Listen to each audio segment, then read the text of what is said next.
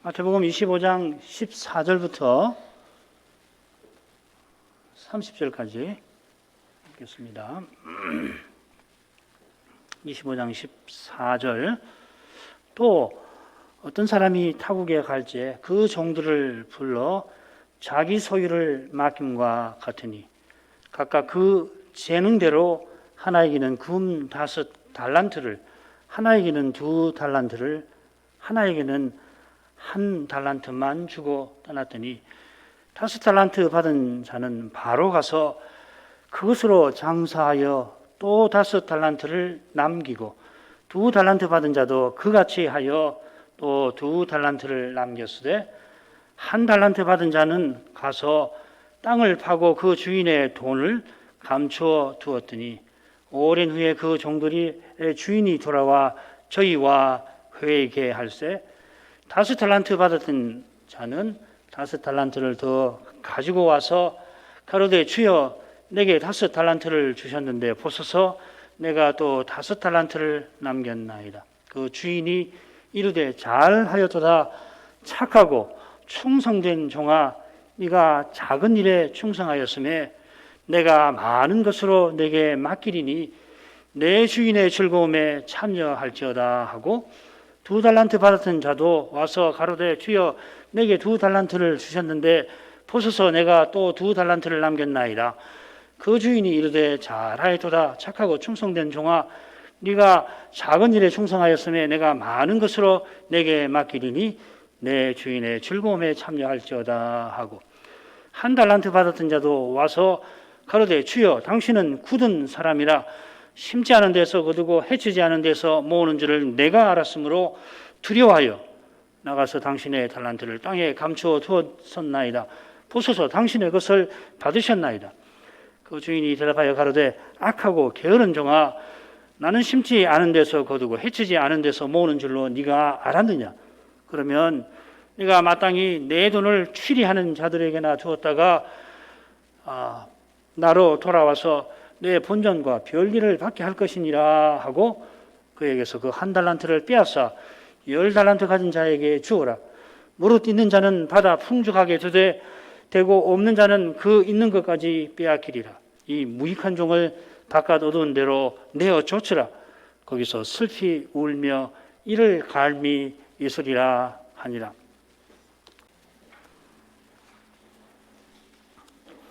주님께서 예루살렘 멸망과 마지막 심판을 예언하신 다음에 이게 셋째 단락이죠. 마지막 심판을 행하러 인자께서 오시는 날까지 주의 종들이 충성되고 지혜로운 종이 되어라 교훈하십니다. 이 넷째 단락, 마태복음 23장부터 25장 중에서 넷째 단락이죠. 이 넷째 단락이 어디와 짝을 이루는가 하면은 마태복음 23장 13절부터 32절 짝을 이룹니다. 거기 종의 주제가 나오는데 거기서는 모세의 자리에 앉은 종, 이 바리새인들을 향하여 화 있을진저 하십니다.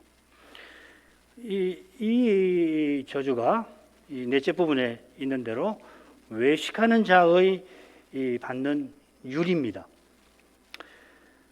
동료 종을 때리고 술 조종뱅이와 먹고 마시는 악한 종이 이런 율에 처해질 것이라 했습니다. 그러니까 이 두 부분을 늘 견주어 읽어서 얼마나 공통된가, 주님이 뭘 말씀하시려고 하는가 하는 것을 잘 생각해야 합니다. 그런 거 없이 주님 오실 때까지 신자 각 사람이 충성스럽게 살아라 그렇게만 생각하면은 조금 부족할 수 있습니다. 읽어보면 굉장히 주제가 겹치잖아요. 넷째 단락은 크게 넷으로 나눠졌지요. 첫째 부분, 그리고 셋째 부분, 그리고 둘째 부분과 오늘 살필 넷째 부분이 또 서로 짝을 이룹니다. 첫째와 셋째 부분은 인자가 오실 그 날과 그 시를 모름으로 깨어 있어야 한다, 예비해야 한다 교훈합니다. 이것이 종의 지혜로운 태도입니다.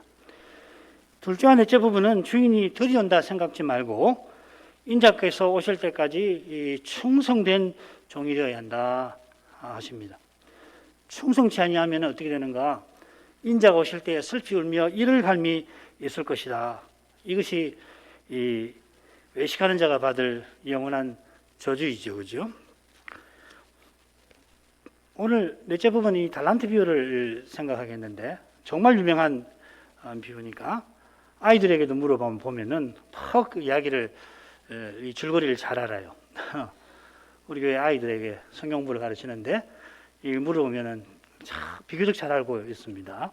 그만큼 유명하다는 이야기죠. 앞선 열처녀 비유와 달리 이 비유는 천국은 마치 뭐뭐가 같으다 하는 머릿말이 없어요. 또 비유 끝에 흔히 나오는 이 비유의 교훈도 여기는 나오질 않습니다. 열처녀에는 나왔죠. 왜 그런지 14절에서 곧 설명해 드리겠습니다. 열처녀 비유의 교훈은 13절에 바로 나오죠, 그죠? 그런 점에서도 이 비유의 교훈을 정확하게 알기는 쉽지가 않습니다. 특별히 알고 계시겠지만 이 달란트가 도대체 뭘까? 온갖 해석이 있을 겁니다. 자, 먼저 이 줄거리 보십시다. 주인이 타국에 갈 때 자기 소유를 종들에게 맡깁니다. 14, 15절. 그리고 이 16절부터 18절에는 종들이 맡은 달란트를 각각 어떻게 다루는가 하는 것이 나오죠. 그 다음에 이제 19절부터 30절까지가 주인이 돌아와서 이 종들과 회개한다 하는 내용입니다. 그러니까 이 세 부분은 주인이 떠나시는 장면, 그 다음에 떠나서 돌아올 때까지 이 장면, 그리고 돌아온 장면이 되겠습니다. 이 돌아온 장면이 다른 장면보다 훨씬 길지요. 그리고 그래서 이 돌아온 장면을 크게 둘러 셋으로 나눌 수 있습니다. 먼저 19절이 머릿말이에요. 주인이 돌아와서 회개한다. 그러고서 이제 먼저 착하고 충성된 종을 칭찬하는 부분이 20절부터 23절, 그리고 악한 종을 책망하고 처벌하시는 장면이 24절부터 30절까지 이어집니다. 그러니까 악한 종을 책망하는 부분이 두 종을 칭찬하는 부분보다도 거의 배나 깁니다. 여기에 비유에 초점이 있다 하는 것, 이것이 이제 둘째 부분하고 짝을 이룬다는 걸 우리가 생각해 볼 수 있겠죠. 오늘은 19절까지 생각할 겁니다. 먼저 14절, 15절 읽겠습니다. 또 어떤 사람이 타국에 갈지 그 종들을 불러 자기 소유를 맡김과 같으니 각각 그 재능대로 하나에게는 금 5달란트를, 하나에게는 2달란트를, 하나에게는 1달란트를 주고 떠났더니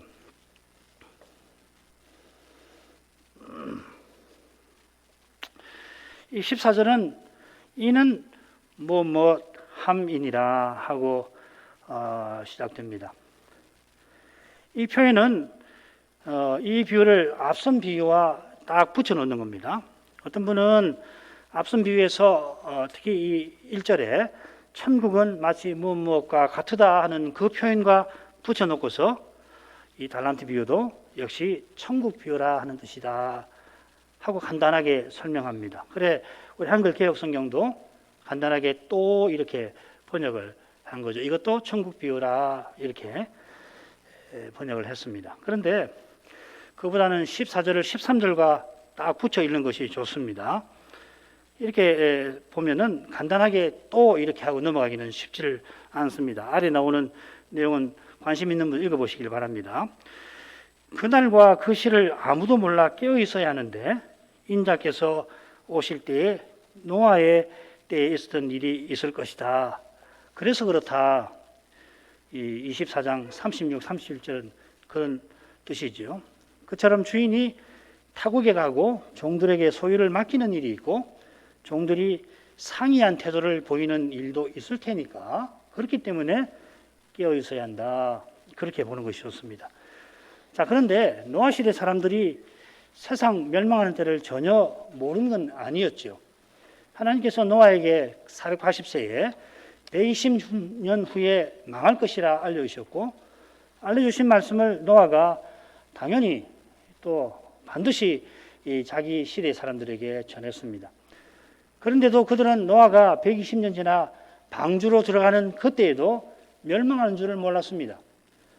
그들 가운데 어떤 사람은 상당수가 노아의 말을 기억하고 있었을지 모릅니다만은 그러나 노아가 전한 말씀을 깨닫지 못한 탓에 멸망을 피하지 못했습니다.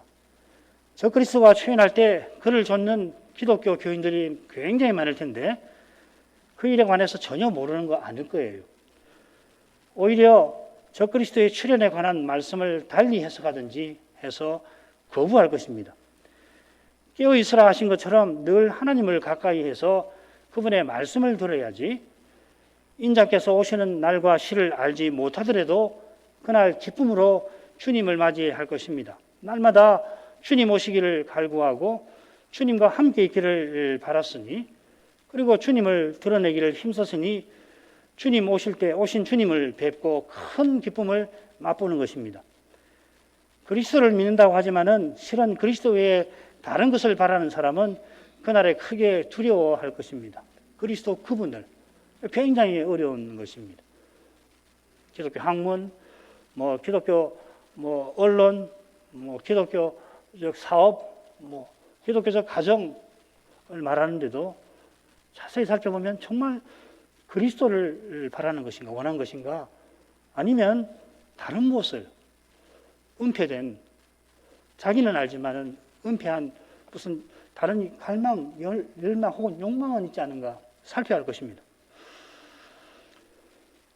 그 말씀 아니면 그 분별 못해요, 사실은. 그날과 그 시를 모른다 하신 것은 결국 날마다 하나님 말씀을 들으라 하신 거겠습니다. 말씀을 듣고 깨달았으면 깨달은 말씀으로 기도할 것입니다. 달란트 비유에서 주님께서 이러한 심정과 태도를 품으라고 제자들에게 교훈하십니다. 자, 이런 점에서 14절 이렇게 한번 새겨보겠습니다. 이는 마태 천국은 어떤 사람이 타국에 가면서 자기 종들을 불러 자기 소유를 맡긴 것과 같음이니라. 어떤 사람이 타국에 갑니다. 악한 포도원 농부의 비유에서도 주인이 타국에 가면서 농부들에게 세를 넣습니다. 이번에는 세를 넣는 게 아니라 자기 종들을 불러다가 소유를 맡기고 타국에 갑니다. 타국으로 떠났다 하는 표현이 14절, 15절 처음과 끝에 나오죠. 이것은 타국에서 돌아올 날을 주인만 알고 종들은 모른다 하는 것을 암시할 겁니다. 주인이 자기 종들을 부릅니다.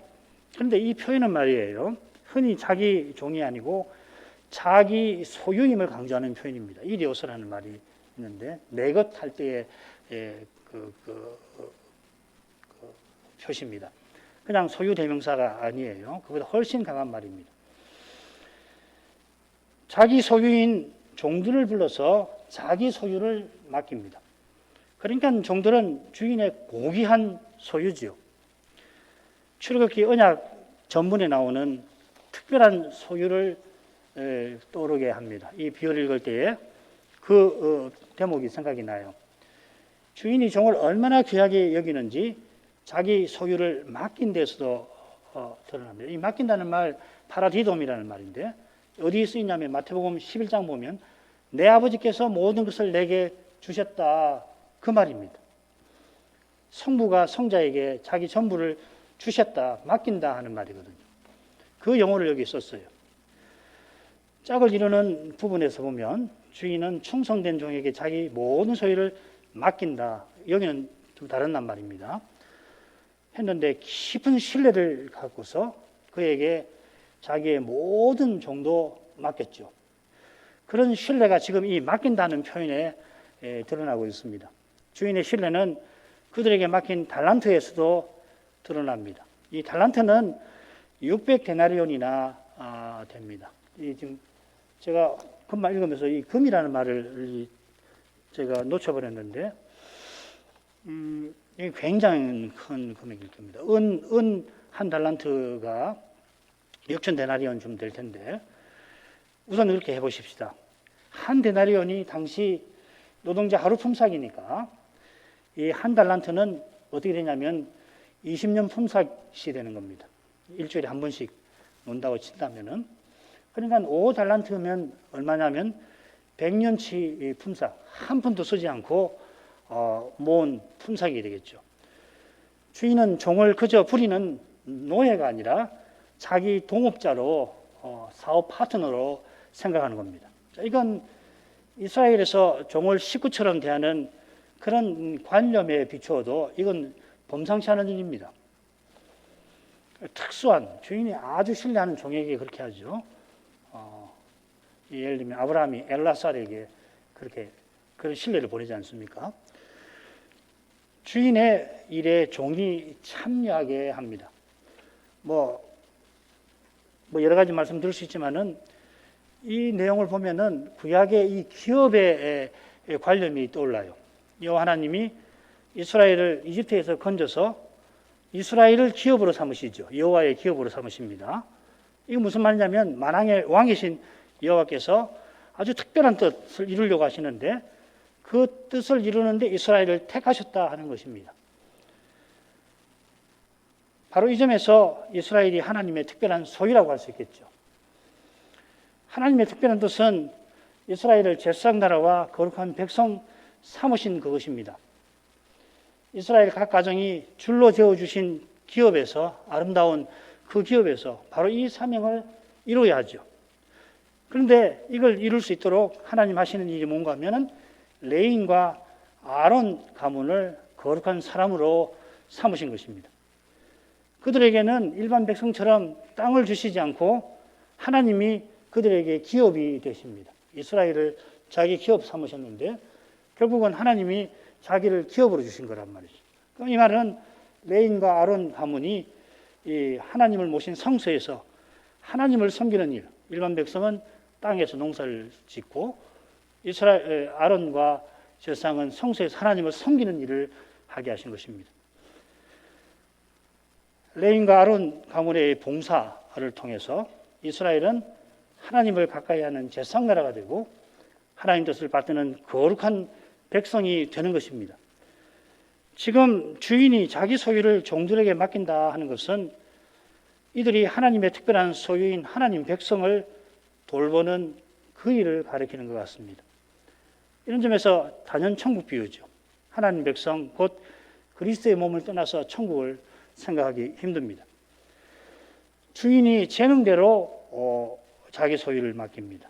이 재능은 16절 보면 장사하는 재능 같은데 받은 달란트로 다른 달란트를 돈을 남기니까 장사라고 이 번역을 한 겁니다. 그런데 이 표현은 흔히는 일한다, 행한다 하는 말입니다. 주인이 종의 재능에 맞게 주인의 소유를 맡깁니다.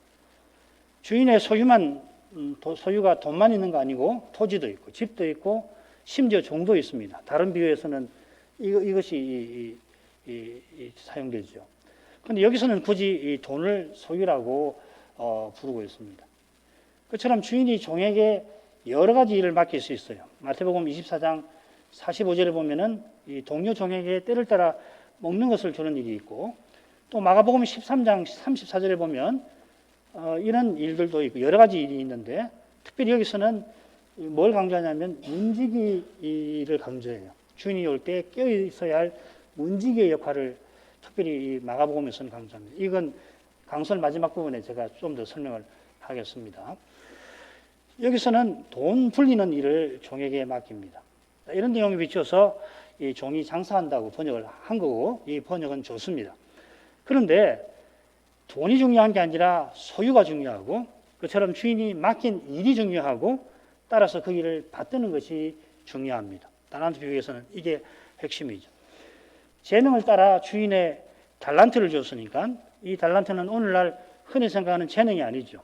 탤런트라는 말 영어를 재능이라고 우리는 이해하는데 그거 아니라 주인이 맡긴 소유고 받은 달란트로 일하는 것은 재능과 은사를 발휘하는 것보다는 주님 나라에서 사명과 소명을 행하는 것이라고 보는 것이 제일 원만한 것 같습니다. 이것만 있다고 고집할 건 없지만은 하나를 택하라고 한다면 달란트는 소명과 사명을 행하는 것이다.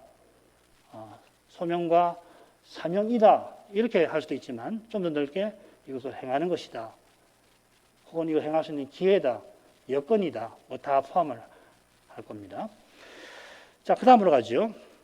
다섯 달란트 받은 자는 바로 가서 그것으로 장사하여 또 다섯 달란트를 남기고, 두 달란트 받은 자도 그같이 하여 또 두 달란트를 남겼을 때 한 달란트 받은 자는 가서 땅을 파고 그 주인의 돈을 감춰 두었더니, 세 명의 종에게 주인이 상당한 소유를 주었는데 달란트를 받고 보인 그 행동이 전혀 다릅니다. 다섯 달란트와 두 달란트 받은 종들은 이 받은 것으로 장사하여 받은 만큼 남긴 반면에, 한 달란트 받은 자는 받은 것으로 아무 일도 아니합니다. 이 16절은 바로 하고 시작됩니다. 사실 이 16절에 바로가 나오는 게 아니라 15절 끝에 이 바로라는 말이 나와요. 다섯 달란트 받은 사람이 바로 가서 장사합니다.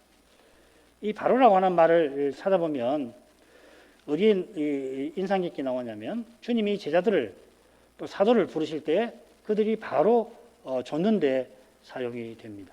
베드로와 안드레, 야고보와 요한이 주님께서 나를 따라오너라 하실 때에 곧 모든 것을 버리고 주님을 따랐습니다.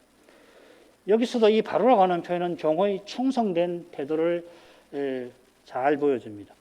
다섯 달란트, 두 달란트 받은 종이 어떻게 재주 있게 장사를 했다, 그런 이야기 전혀 없고, 그들이 곧 가서 장사했다, 주인의 명령에 즉시 순종했다, 주인의 명령을 그대로 받들었다 하는 걸 강조합니다.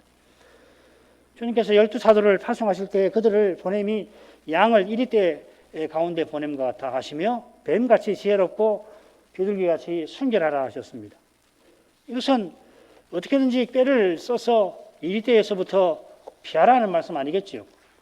그보다는 몸은 죽여도 영혼은 죽이지 못하는 사람을 두려워하지 말고, 다만 주님께서 맡기신 복음을 다 전하라, 생명을 내게 맡기고서 복음을 다 전하라 하신 것입니다.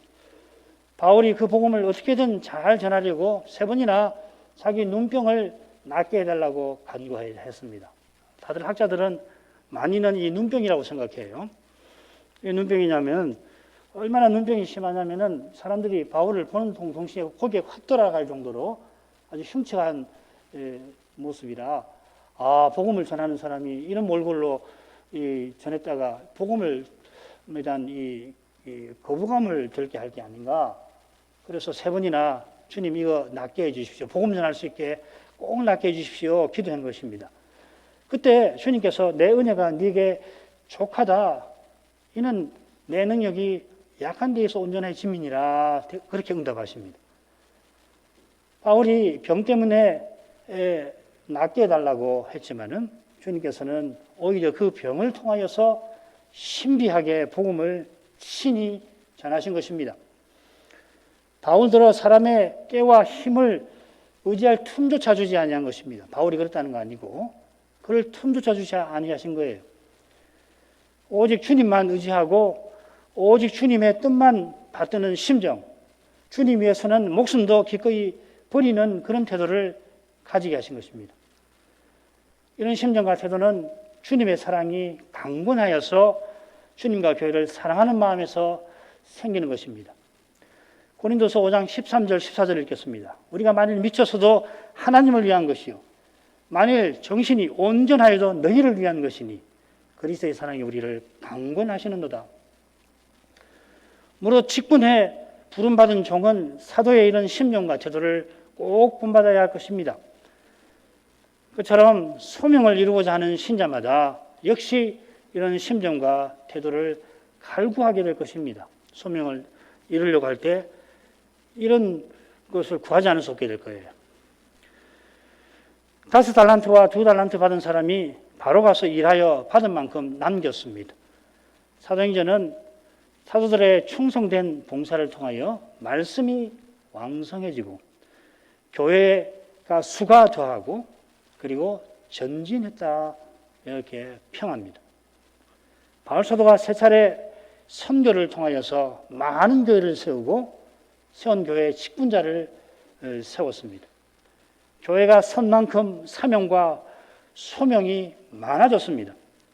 그리스도의 인격과 사랑을 드러낼 기회가 그리고 그런 현장이 많아졌습니다. 사도가 전한 대로 그리스도를 전하고 받는 거기에 이런 복된 일이 세상 끝까지 끊이지 않을 것입니다.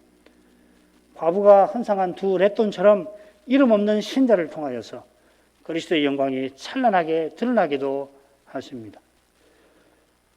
역사의 한 예가 생각나서 말씀을 드립니다. 하란 국가교회가 개혁신앙을 버리고 처음에는 개혁교회로 출발했는데 이 계몽주의 시대를 지나면서 이 교회가 개혁신앙을 버리고 자유주의에 휩싸여 있을 그때였는데 이 메이스트라고 하는 화란의 아주 작은 마을에 몇 사람은 여전히 개혁신앙을 품고 살았어요. 그러니까 교회 다니기 힘들지요. 예배 드리기도 힘듭니다.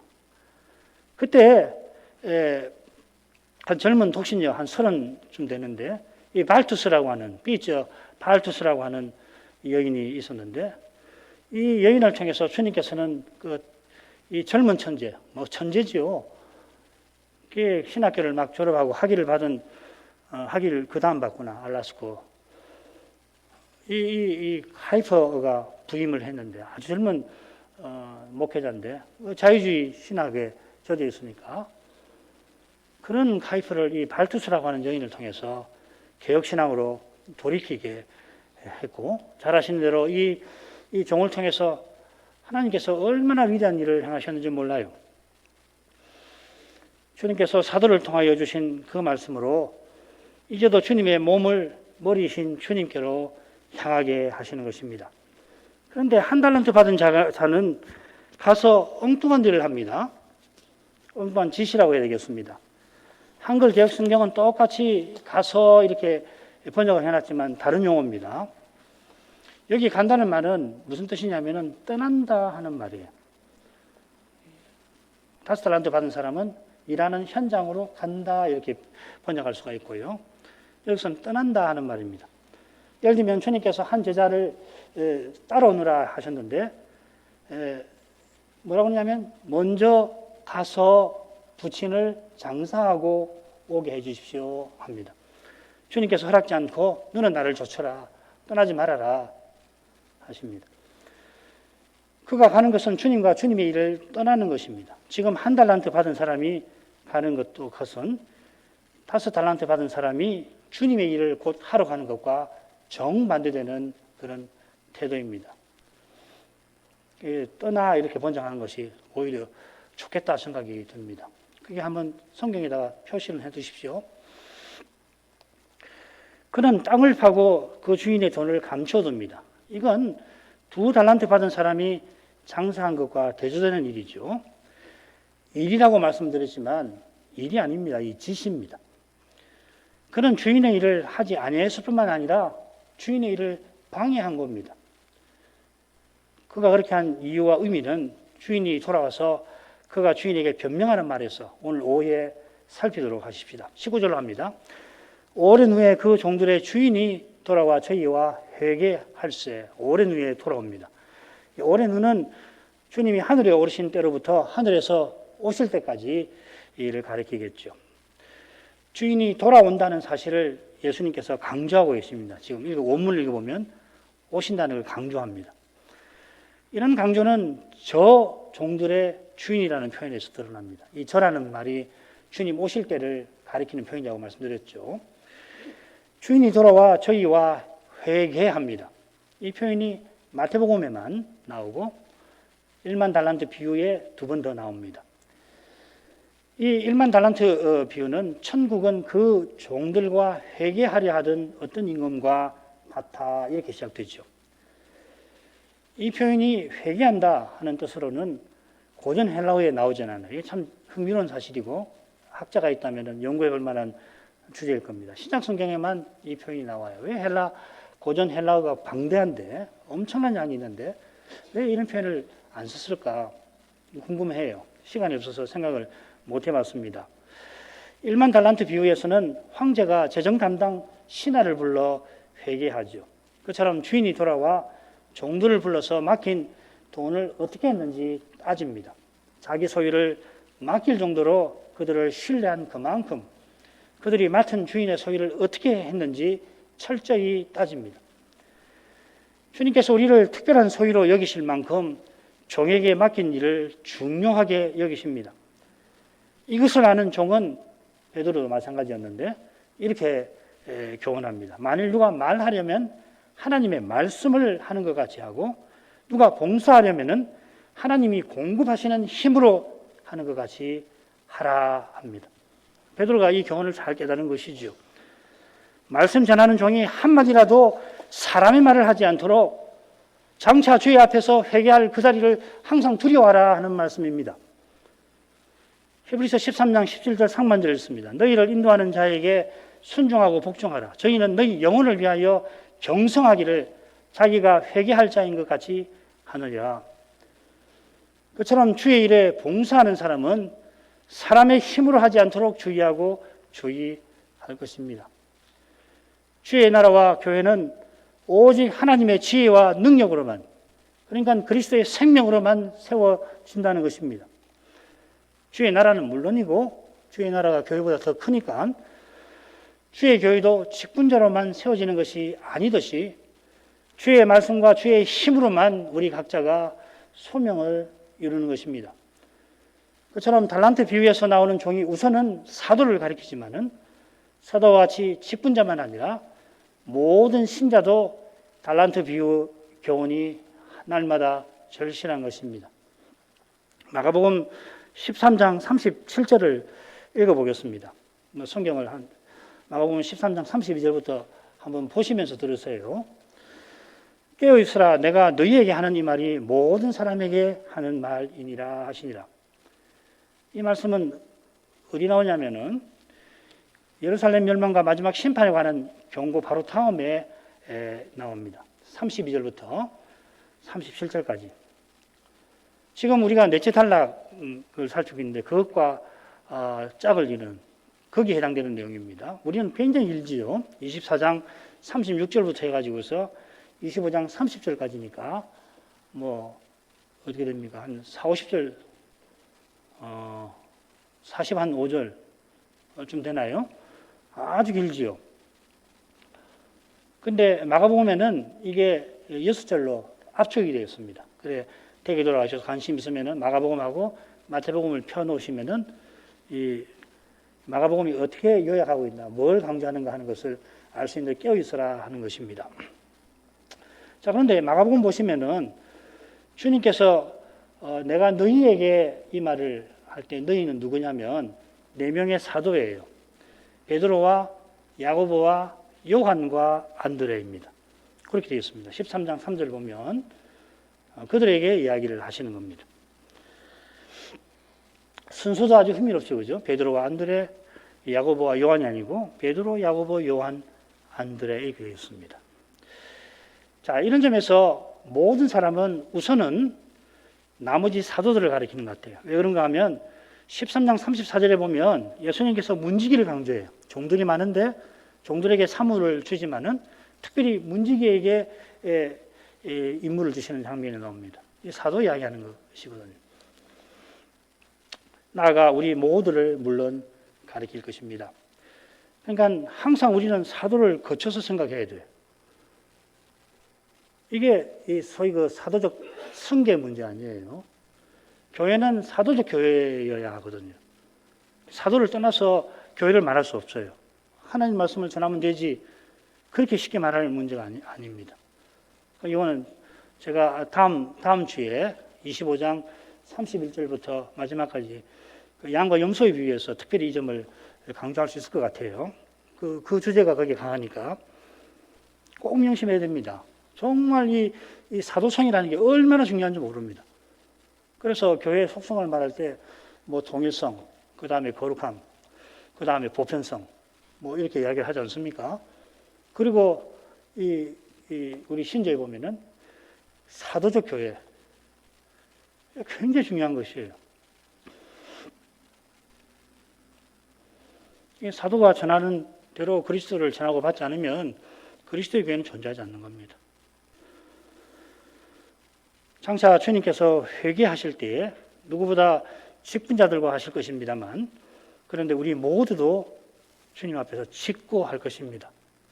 이런 날이 있다는 걸 꼭 기억하시고 매일을 살아가셔야 해요.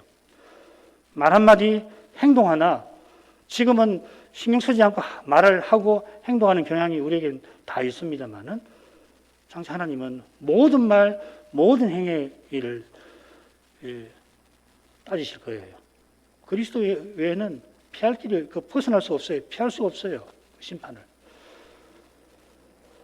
1만 달란트 비유해서 왕에게 회개하는 신하는 우리 모두를 가리키겠죠. 제 용서에 대해서. 그런데 질문은 베드로가 합니다. 역시 마찬가지죠. 우리가 장차 주의 앞에 회개할 일이 있다는 것을 늘 기억하고 사람의 힘과 꾀로 하지 않고 하나님의 지혜와 능력이신 그리스도로 행하기를 힘써야 할 것입니다. 바로 이것이 넷째 단락에서 인자의 오심이 노아의 때와 같아 하신 뜻이기도 합니다. 주님께서 언제 오실지 모르니 우리가 늘 깨어있어 충성되고 지혜로운 종이 되어야 합니다. 충성되고 지혜로운 종이 누구신가? 단연 누구보다 직분자 그리스도이십니다. 주님이 십자가 지신 것은 사람의 깨와 힘으로 행치 아니하신 모범이십니다. 근거이십니다. 우리들은 자기 십자가를 지고 주님을 쫓아라 하신 것도 그런 거죠. 노아 시대 사람들이 사람의 생각의 모든 계획이 꾀지요.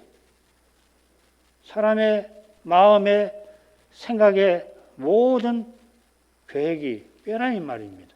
항상 악했고, 그래서 그때 세상은 폭력이 가득하였습니다. 그래 홍수 심판을 피하지 못한 거예요. 줄여서 말하면 사람의 꾀와 힘이 가득해서 심판받았다 하는 뜻이잖아요. 오실 메시아를 바라보며 방주짓던 노아는 그 시대 사람들에게 무시와 멸시와 핍박 받았습니다. 가만두었겠습니까? 가만두지 않아요. 와서 치는 거예요. 그처럼 오직 그리스도를 전부로 삼는 교회와 신자도 이 시대에, 그리고 곧 들이닥칠 시대에 똑같이 고난 받을 것입니다. 고난 받는 것이 복되다 하신 것처럼 사람의 꾀와 힘을 의지하지 않는 길은 은혜에만 있습니다. 예배와 말씀에서 주의 영광, 부활하신 그리스도의 영광을 보는 교회와 신자만 그 길을 알고 또 걸을 것입니다. 기도하겠습니다. 걸어가신 아버지, 하나님의 아들 예수 그리스도를 통하여 장차 세상을 심판하실 것을 알려주시고 하나까지 그리스도의 종은 어떻게 살아야 하는지 교훈해 주신 것 감사드립니다. 감난산에서 베푸신 주님의 교훈이 바울 사도의 삶에서 실로 아름답게 이루어진 것을 기억합니다. 사도와 같이 저희도 주님을, 그리스도를 주님이라 부르는 자답게 살아가도록 성신께서 그리스도를 이 사도들에게 다 알리시고 또 사도들들어 전파하라 하신 줄 압니다. 사도가 전한 대로 그리스도를 전하고 받는 바로 거기에 그리스도의 몸이 존재합니다. 그리스도의 몸답게 사람의 꾀와 힘을 의지하지 않고 하나님의 지혜와 능력이신 그리스도를 드러내게 하십니다. 이런 교회가 이 시대에 절실합니다. 어느 시대든지 이런 교회가 산 위의 동리처럼 구원과 소망의 빛을 비추게 하셨지만은 이 시대는 그 특별한 성격 때문에 이러한 교회가 더욱 절실해졌습니다. 우리에게 이런 것 일찍이 일깨우신 그 뜻을 마음에 새깁니다. 그 뜻을 주님이 알리셨으니 주님이 친히 이루어 가실 것입니다. 다만 이 부족한 저희들을 거기에 조금이라도 써주시기를 간구합니다. 저희 심정을 살펴 받아 주시옵소서. 예수님 이름으로 기도합니다. 아멘.